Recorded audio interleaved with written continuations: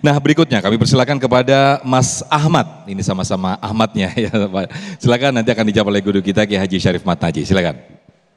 Ya, Assalamualaikum warahmatullahi wabarakatuh. Waalaikumsalam warahmatullahi wabarakatuh. Perkenalkan, nama saya Ahmad. Izin Ustadz Ustazah, saya ingin bertanya, dalam kehidupan sehari-hari kita kan bermedia sosial. Nah, bagaimana cara kita mengetahui tanda-tanda bahwa kita ini sedang terkena penyakit iri dan dengki, dan bagaimana cara kita cepat sadar dan mencegahnya agar tidak lebih parah penyakit ini. Terima kasih. Assalamualaikum warahmatullahi wabarakatuh.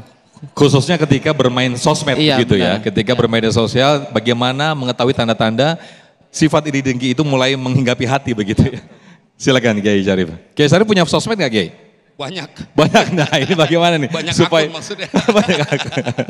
Silakan, ya, dan saya termasuk pegiat medsos karena salah satu ruang buat dakwah. Menarik karena memang ini ada warning dari Nabi SAW. Rada berat keluar dari 3 hal. Pertama itu awon, kemudian tiarah, dan yang ketiga adalah hasad. Nabi yang menyampaikan itu dan Nabi memberikan solusi konkret. Di awal Nabi menceritakan sulit orang untuk keluar dari 3 hal. Punya sangkaan, berprasangka. Kemudian dia mempunyai anggapan ada sesuatu yang menyebabkan sial. Yang ketiga adalah hasad. Maka bila ini kemudian kita ketahui, maka kita akan cari obatnya. Dan Nabi mengajarkan, kalau engkau sedang dalam keadaan sangkaan, maka sabda Nabi, la tuhaqqiq. Jangan ente cari-cari tahu, udah sekedar itu aja, berhenti sampai di situ. Yang kedua adalah ketika engkau ada punya penyakit menganggap sesuatu yang bikin sial, jangan dipercaya. Dan yang ketiga adalah hasad. Maka bila engkau terserang penyakit ini, Nabi mengajarkan kau tidak boleh mengekspresikan dengan ucapan maupun dengan perbuatan. Karena kalau engkau perturutkan, itu akan menghadirkan amalan-amalan yang kemudian engkau akan keberatan nanti pada saat dihisab.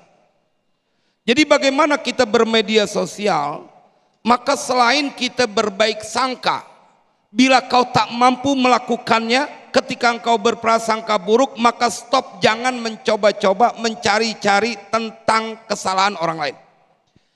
Dan ini menjadi pelajaran yang harusnya kita ingat.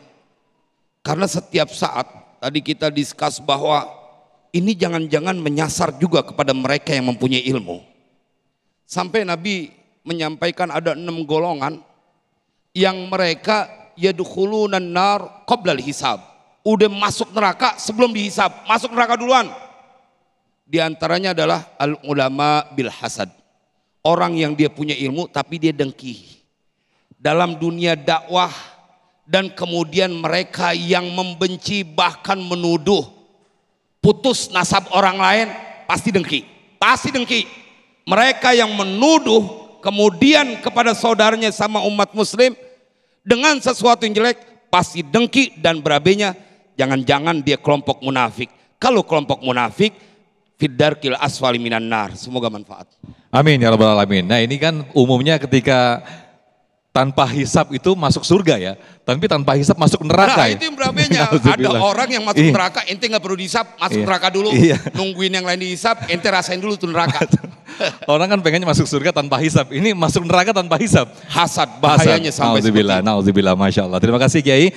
Dan berikutnya kami persilakan Ibu Sairoh ya, betul ya, Ibu Sairoh nanti akan dijawab oleh Ustazah Syifa. Silakan.